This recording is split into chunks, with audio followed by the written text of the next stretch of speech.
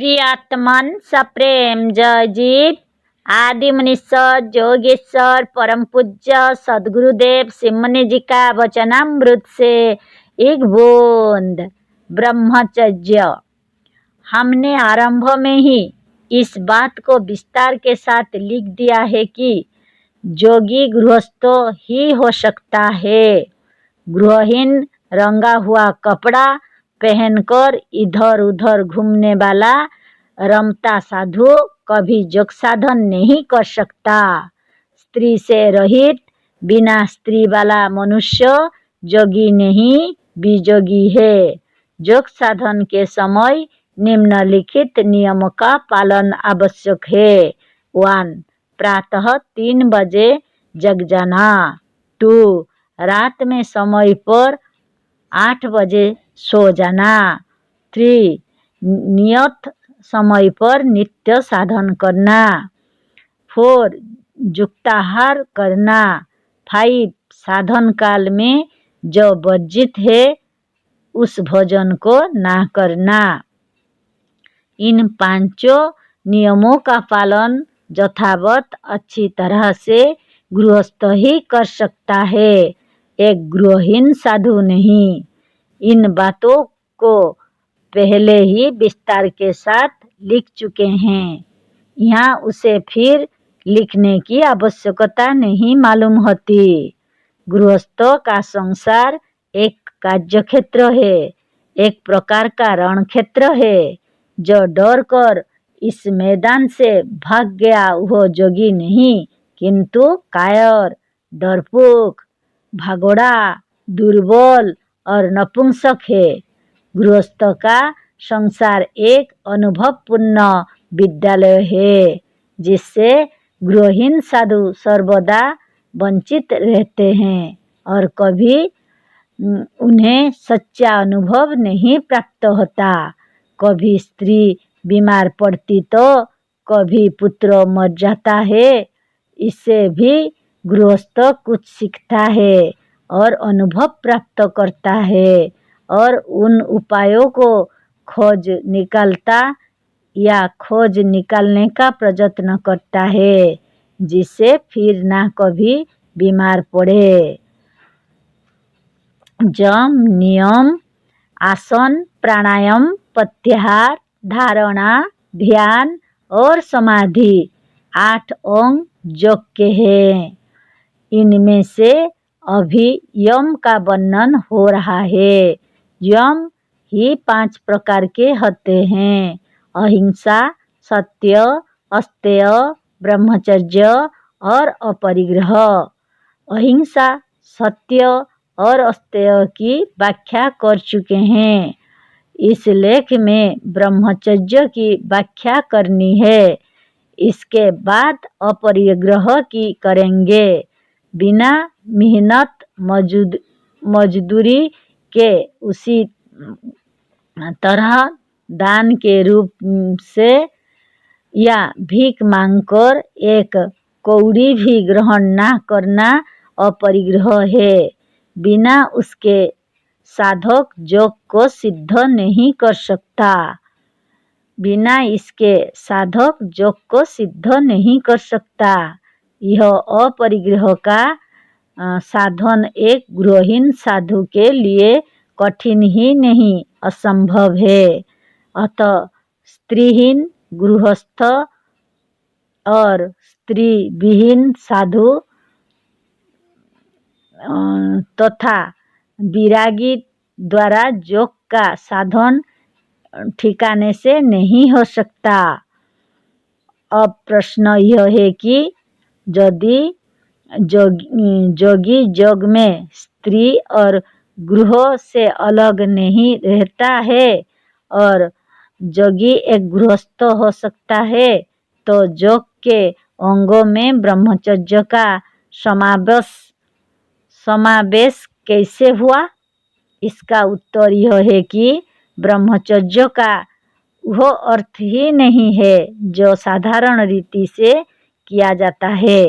ब्रह्म या चर्य दोनों शब्दों में से किसी का अर्थ स्त्री से सर्वदा अलग रहना अथवा विवाह न करना नहीं है। यदि इसका अर्थ ऐसा होता तो योग साधन के अंतर्गत यह कभी नहीं आ सकता था। ब्रह्म यह अपनी आत्मा का ही दूसरा नाम है। उपनिषदों में कहा भी है अयं आत्मा ब्रह्म।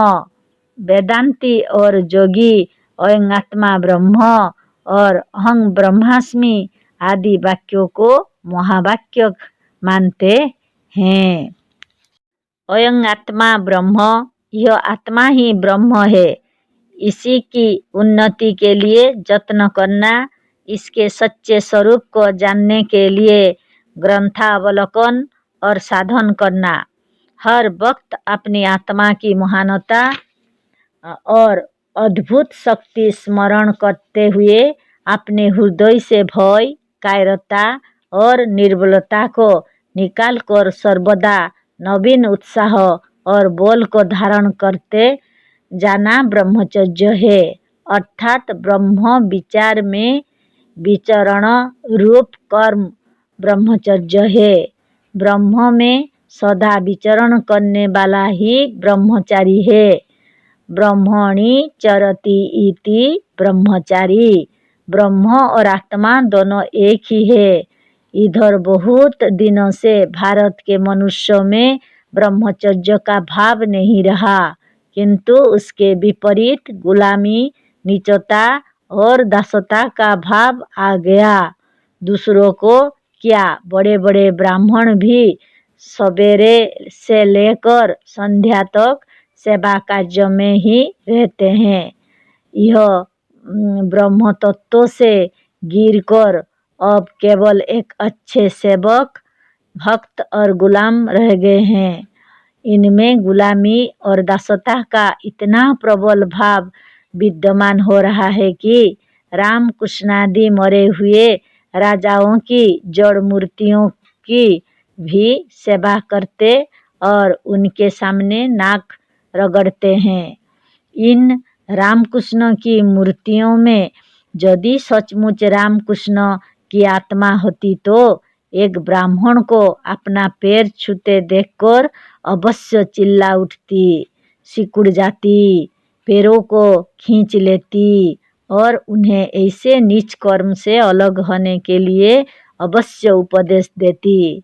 क्या जीते जी कभी रामकृष्ण ने अपने पैर ब्राह्मण को छूने दिया था? फिर आज क्या कभी ब्राह्मण को अपना पैर छूते और सेवा करते देखकर प्रसन्न हो सकते हैं?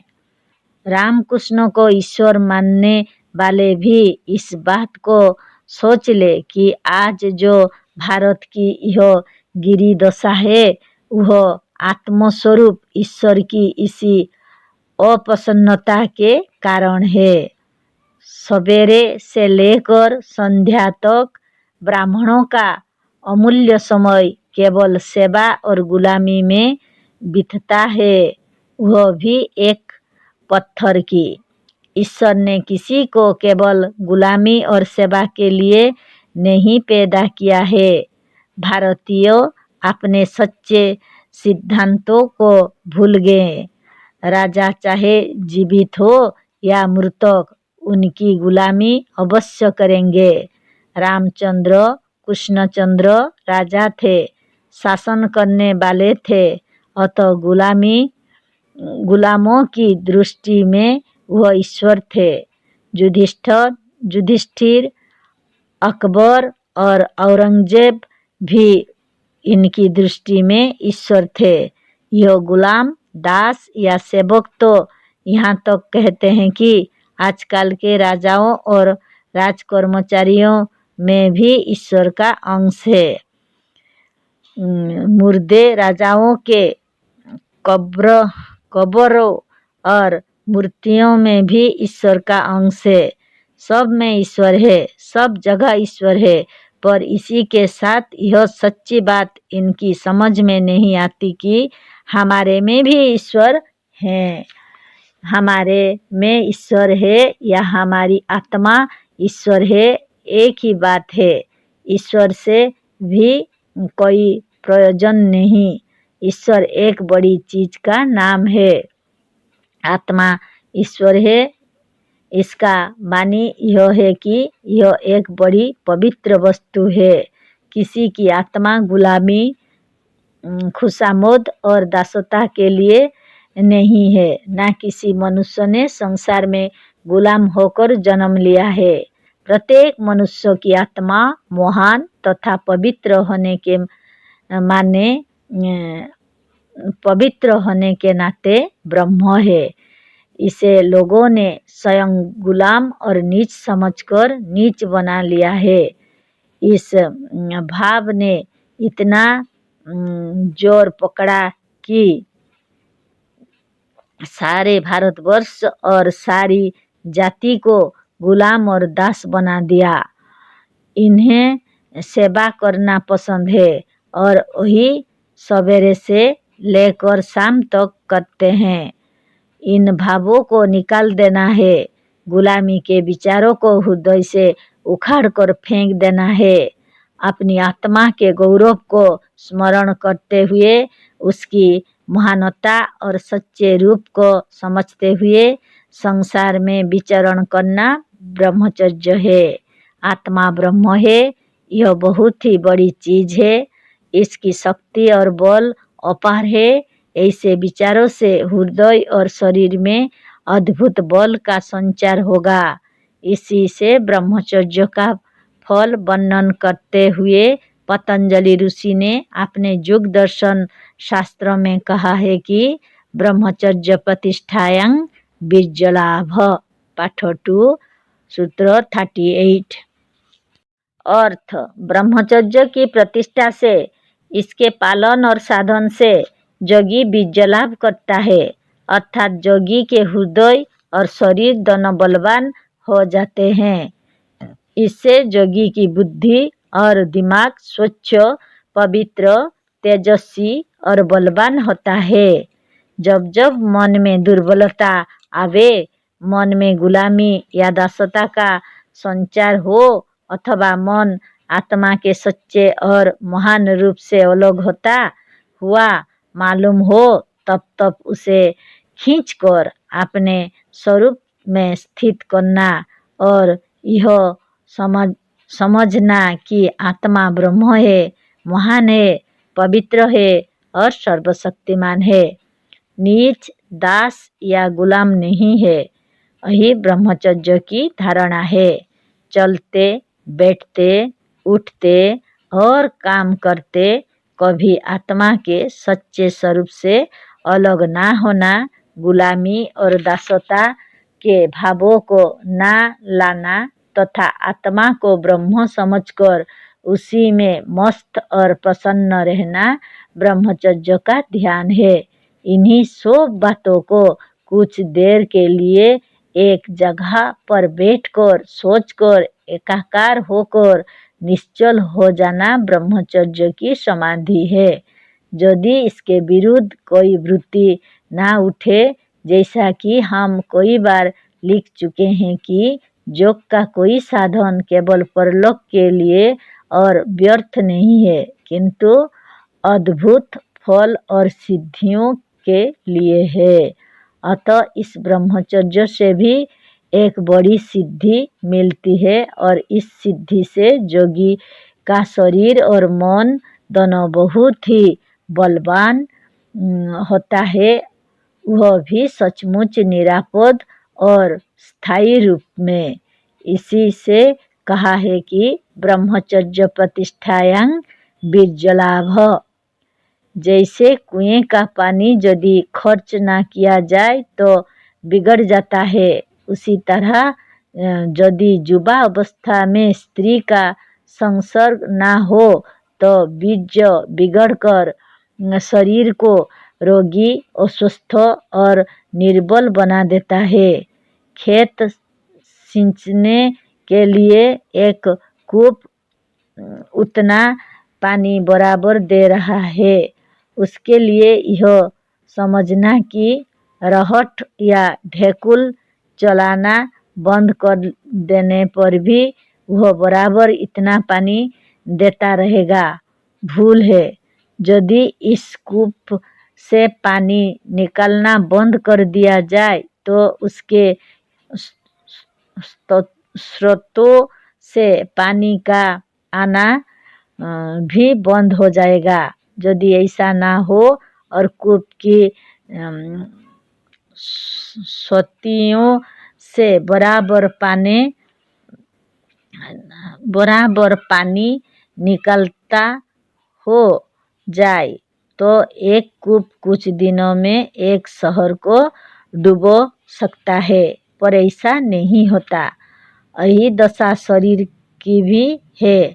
स्त्री सहवास से नवीन बीज और नवीन रक्त उत्पन्न होता रहता है। कूप के पानी की तरह यदि बीजों का खर्च रोक दिया जाए तो नवीन बीजों का उत्पन्न होना भी रुक जाता है और पुराना बीज दूषित होकर शरीर को बिगाड़ देता है। पर बीजों का अधिक खर्च करना भी वर्जित है। अधिकता किसी में नहीं होनी चाहिए। मनुष्य स्वयं देखता है कि जो पानी पीता है वह पेशाब अवश्य करता है। इसी तरह युवा मनुष्य यदि भोजन खाता है तो वह बिना स्त्री सहवास के नहीं रह सकता, और होता भी यही है। जो मनुष्य अपनी स्त्री छोड़कर साधु हो जाता है वह ब्रह्मचारी ना रहकर सच्ची बात यह है कि वह व्यभिचारी हो जाता है। यदि मनुष्य नपुंसक ना हो तो युवा अवस्था में भोजन पाने पर कोई बिना स्त्री के नहीं रह सकता। ऐसे ब्रह्मचारी का होना असंभव है। इन भ्रमपूर्ण, असंभव और व्यर्थ के विचारों को योगी त्याग दे। योगी को संसार और अपनी स्त्री को छोड़ने की आवश्यकता नहीं है। अपनी स्त्री छोड़ने से योगी ब्रह्मचारी नहीं व्यभिचारी हो जाएगा। सच्चा ब्रह्मचर्य वही है जिसे हमने ऊपर कहा है। यही वह ब्रह्मचर्य है जिसे प्रत्येक गृहस्थ और योगी कर सकता है, और यही संभव भी है। इस ब्रह्मचर्य से सच्चा और स्थायी बल आत्मा और शरीर दोनों को प्राप्त होगा।